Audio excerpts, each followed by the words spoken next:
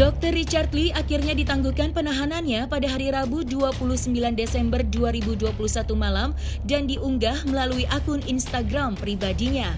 Setelah sebelumnya pada hari Senin 27 Desember 2021, Polda Metro Jaya melakukan penahanan terhadap dirinya atas dugaan kasus akses data yang telah disita oleh polisi secara ilegal. Penangguhan penahanannya tersebut diumumkan sendiri oleh Dr. Richard Lee melalui akun media sosial miliknya. Dear all, saya sudah bebas dan kembali bersama keluarga. Semua berkat dukungan dan support kalian. Saya tidak akan cerita banyak karena takut salah penyampaian. Kedepan, saya akan aktivitas seperti biasa. Saya percaya saya berada di jalan yang benar dan akan saya perjuangkan jalan itu. Banyak yang benci dan ingin menjatuhkan saya. Namun lebih banyak lagi yang sayang dengan saya. Lebih banyak yang terbantu dan terselamatkan karena saya.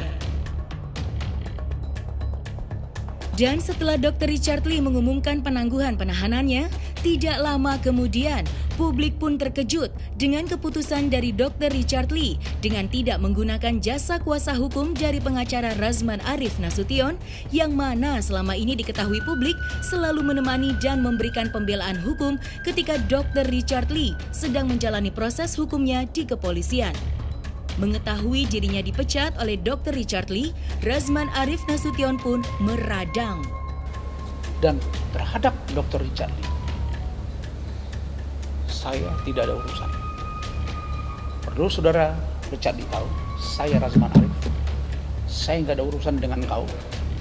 Dan kalau kau coba-coba merendahkan saya dan profesi saya sebagai lawyer profesional yang punya nama di negara ini, berdarah-darah saya mempertahankan nama baik Ranlaw Com ini, dan tidak dengan seenak perutmu bisa melakukan sikap dan mengatur saya atas nama uang yang saudara katakan membayar saya untuk membela saudara.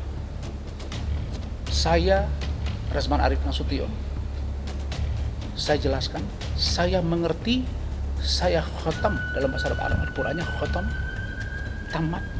Saya sudah paham, sangat paham apa yang namanya dengan kode etik lawyer.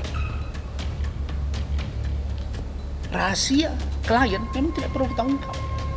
Sepanjang rahasia itu tidak berbahaya untuk negara dan menghambat proses hukum.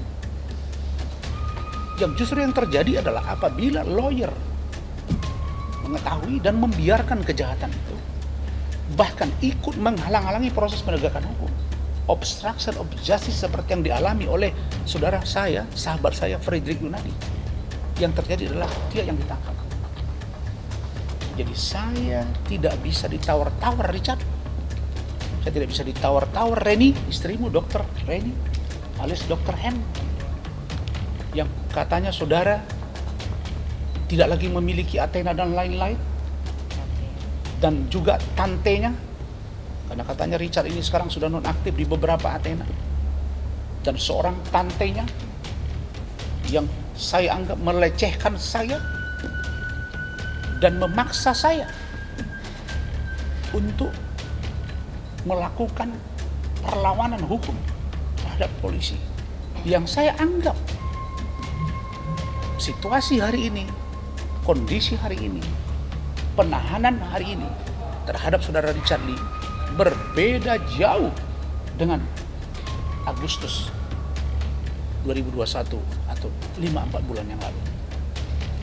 Nah, karena itu saya akan bicarakan apapun yang menurut saya saudara pantas dipersoalkan karena melanggar hukum, dan saya akan tidak bercerita sepanjang itu saya anggap baik untuk negara, dan saya sudah terbiasa ada yang melaporkan ke organisasi saya siap diperiksa menjelaskan kenapa saya sebagai lawyer menyampaikan keberatan saya pada saat ini.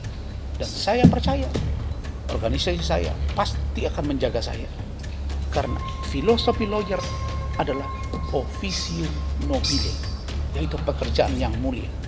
Saudara-saudara sekalian, saudara-saudara pasti masih ingat bahwa Agustus yang lalu ada ribut soal Kartika Putri dengan saudara Richard Lee.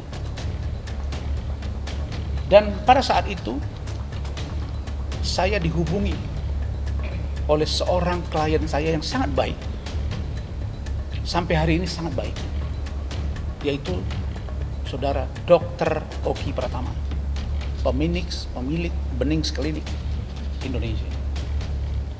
Beliau beritahu saya, Bang, ini ada Dr. Richard Lee, dia sedang bermasalah hukum dengan Kartika Putri, artis, dan sekarang handphonenya disita, dia minta bantuan abang. Kemudian dia bilang, Bang, nanti dia akan hubungi abang, tolong dibantu, ini teman saya.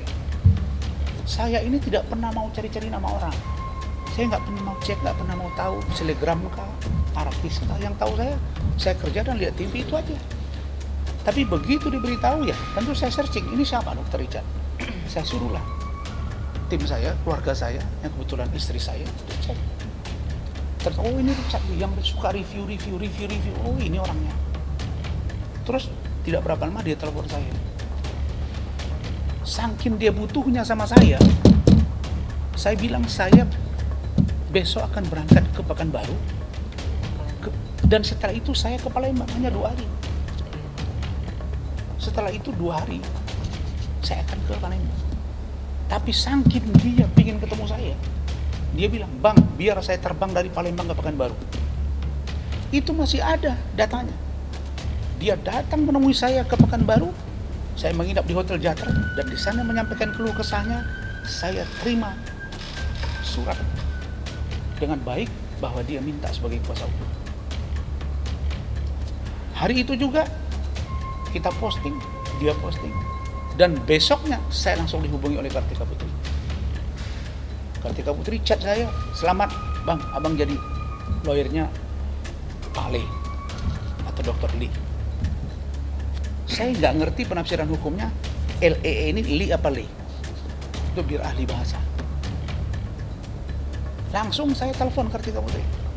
Karena Kartika Putri ini saya kenal. Saya telepon, Kartika Putri, bisa nggak damai? Beliau bilang nggak ada damai Bang. Saya maju terus, ya sudah, go. Dan 3 hari sebelum Richard Lee dijemput oleh Subdit 4 Cyber Polda Metro Jaya Jakarta, dia pernah telepon saya. Ini dengarkan semua. Apa dia bilang? Bang, ini saya ini Facebook saya post keluar di Instagram. Dengan siapa kamu? Dengan Hans Pranata, Bang. Loh, kok bisa? Itu loh Bang, bisa. Gimana tuh Bang? Loh, jangan lakukan. Kamu jangan lakukan itu. Itu kan sudah disita. Kan saya nggak tahu Bang.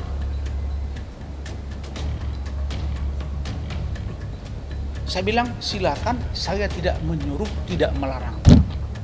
Kenapa saya ngomong begitu? Karena saya tahu karakter anak ini. Mulai pelan-pelan ini yang bisa dikasih tahu. Ingat ya, saya tidak suruh, saya tidak larang, dan saya tidak tahu itu akan berefek hukum atau tidak. Tapi kalau dilakukan, pasti Polda akan memantau ini. Karena mereka punya IT yang canggih. Bisa dipahami ya kalimat saya ini. Dan apa yang dia bunyikan di Instagramnya itu, di story-nya itu, yang saya tidak tahu kapan itu dibuat. Dan lalu kemudian dia beritahu saya setelah dia akan ditahan malam itu. Dan dia ngomong ke saya, Bang, saya mohon maaf, saya sudah ada video, nanti itu akan diposting oleh admin saya. Saya bilang, tanya, ini ada semua, masih ada CCTV-nya. Kita berdebat di dalam satu ruangan. Isinya apa? Kata istri saya. Ya itulah Bang, keberatan saya kan tidak bersalah. Di situ baru saya buka. Ternyata postingan mengatakan saya tidak bersalah dan tidak tahu yang mana. You sudah tahu dan you mengakui bahwa itu saudara lakukan. Dan masalah Richard katanya terposting otomatis. Pertanyaannya, kenapa bisa terhapus postingan itu sekarang? Yang kedua, kenapa bisa dibalas chat itu? Saya sudah peringatkan dia. Ini bukan membongkar rahasia klien. Saya tidak mau terjebak. Kalau perilaku klien saya seperti ini, pilihannya dua. You selesaikan kewajiban saudara kepada saya, atau saya pergi. Selesaikan dulu dong. Saya bukan seperti yang misalnya orang lihat, oh Rasman besok tiba-tiba nggak senang mundur. Oh enggak. Kapan saya mundur, kapan saya bertahan, kapan saya menyerang, saya tahu. Nah, kami putuskan sekarang, kami tahan Dr. Richard Lee, Bang, kalau abang ingin penangguhan, kirim surat. Malam itu saya suruh staf kerjain. Kita ajukan penangguhan. Di mana saya yang tidak profesional? Kok tiba-tiba sekarang tadi malam keluar ke saya pemberitaan katanya dari admin. Ini admin mesti saya cari ini. Saya akan laporkan ini ke polisi. Mengatakan di situ saya tidak lagi menjadi perwakilan informasi. Apa ini? Saya bukan jubir dia kok. Baca kan undangannya kan? Dan itu katanya terkait dengan illegal access dan Kartika Putri. Ini berbeda. Kartika Putri kasusnya beda, kuasanya beda. Illegal access kasusnya beda, kuasanya beda. Jadi yang ke saya chatnya beda, yang di media sosial chatnya beda. Ini tim saya udah ngamuk semua, itu hoax. Nanti kita akan persoalan. Nah, ini saudara, saya bercerita ini bukan membongkar rahasia. Kalau saya biarkan dia seperti ini, dan setelah dia ditahan, besoknya saya datang menjenguk dia. Enak sekali tantenya itu. Bilang saya, buat apa bapak ada di sini? Mulut kau jaga sana. Kau tahu apa ini tentang Richard? Saya yang tahu. Dan Richard tidak bergeming di situ. Dan malam itu dokter Richard, istrinya bilang ke saya bilang, kalian datang ke sini kita ngobrol. Saya upayakan untuk malam ini ditangguhkan. Loh, begitu mau ditangguhkan kita ngomong kok malah dibilang ada orang lain yang kita duga katanya bermain di belakang layar. Inilah yang saya sebut mau cari ini. Saya mau tahu siapa itu. Sehebat mana dia. Saya akan cari tahu kau. Dan saya yang setengah mati buat penangguhan, saya yang kerja keras. Kalau dia mau tolong saya bilang silakan, tapi lapor dulu saya orang supaya saya tahu ini jalannya benar atau tidak. Tapi saudara, setelah saya pulang malam itu, ini kalian tinggal kutip beritanya karena ini begini alurnya. Setelah saya pulang, 1 hari setelah ditahan, saya ingatkan dia melalui WA, karena terjadi perdebatan di situ. Karena istrinya ini seperti menghindar. Kok menghindar? Kemarin datang dari Palembang sana nangis-nangis di bandara itu yang ngurusi saya sama istri saya. Keluar dokter Richard Lee, nggak sadar dia siapa itu Richard Lee. Kok tiba-tiba sekarang? Kok tidak bisa Pak, besok saja. Tapi faktanya, saya datang, kenapa kamu bisa berbeda? Loh, kan penyidik tanya saya, surat kuasanya Bang begini Bang. Kita datang untuk ngobrolin Bang. Abang udah buat penangguhan penahanan. Itu penyidik pada WA saya semua, Bang itu apa lagi tuh Bang? Kok istrinya posting apa segala macam. Ini kan Bang Rasman itu lawyer profesional yang sudah dikenal di negara ini, kok nggak bisa sih Bang memberi pengertian ke klien Abang? Emang kita mau ngapain dia di sini Bang? Ini kan prinsip kami untuk menahan dia.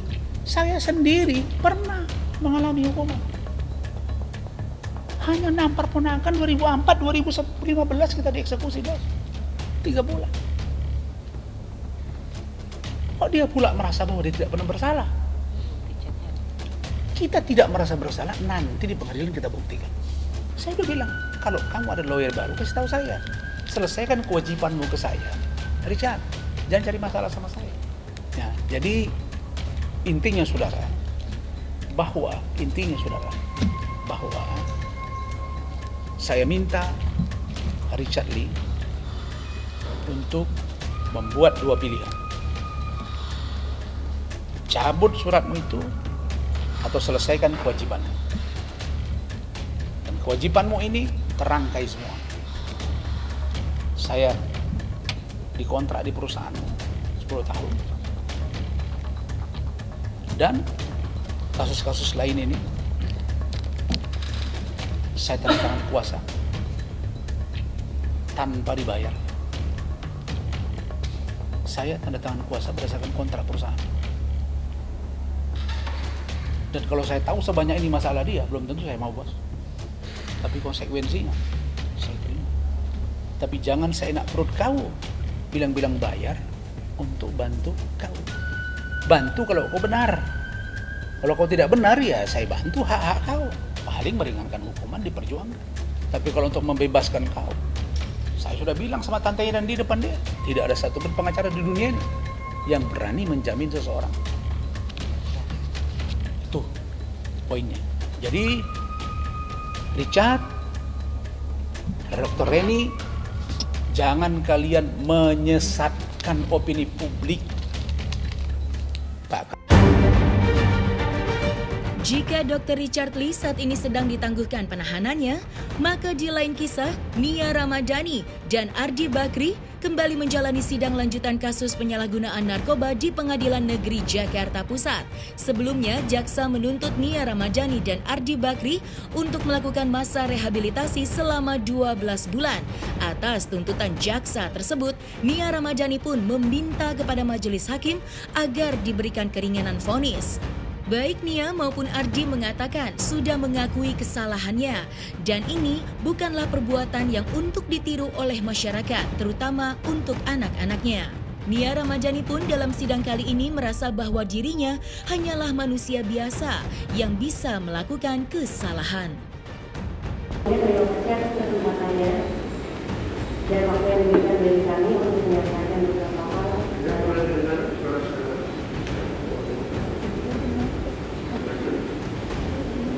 Yang mulia, terima kasih atas kesempatannya dan waktu yang diberikan kepada kami untuk menyampaikan beberapa hal dalam persidangan ini.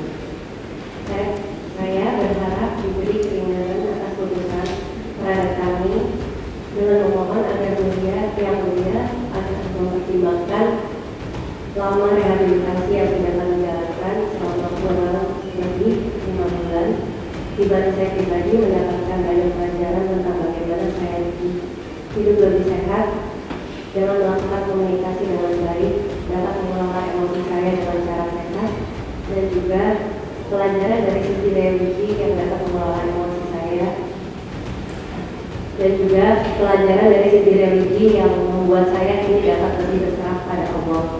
Karena sekarang saya yakin di balik semua kejadian ini Allah mempunyai rencana yang indah buat saya, dan bahkan di saat ini saya bisa merasakan kasih-Nya yang lebih. Saya juga berharap yang mulia mempertimbangkan hasil dari pemeriksaan psikiater di rehabilitasi saya yang menyatakan bahwa saya sudah pulih dan siap untuk kembali lagi ke masyarakat. Ditambah juga rujukan dari hasil TAP yang merekomendasikan kami menjalankan rehabilitasi selama 3 bulan. Dan saya pribadi memohon yang mulia mempertimbangkan kondisi saya sebagai seorang ibu dari 3 anak yang masih kecil yang saat ini mengalami keterbatasan dalam kebersamaan dengan saya dan ayahnya, di mana anak-anak memerlukan kehadiran saya sebagai ibu mereka pada keseharian mereka. Saya sudah mengakui dan menyesali perbuatan saya yang tidak terpuji, yang tidak patut dicontoh masyarakat luas, apalagi anak-anak saya. Saya menyadari sebagai public figure banyak orang yang melihat dan memperhatikan saya.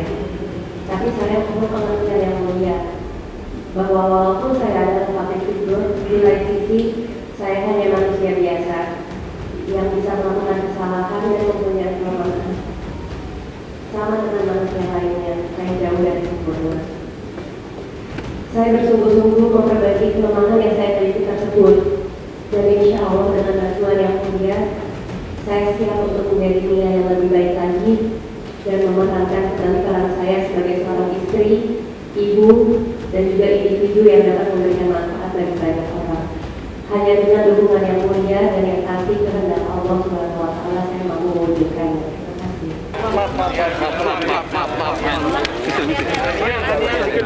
Isi ya teman-teman ya. Isi ya. Isi teman-teman ya. Pintu. Siap. Yo, pelan-pelan. Sorry Bang ya. Sorry. Sorry ya. Kan ya. Kaca. Sorry. Maaf ya. Awas tangga Bu, hati-hati. Kenapa Bang? Tempat. Buka.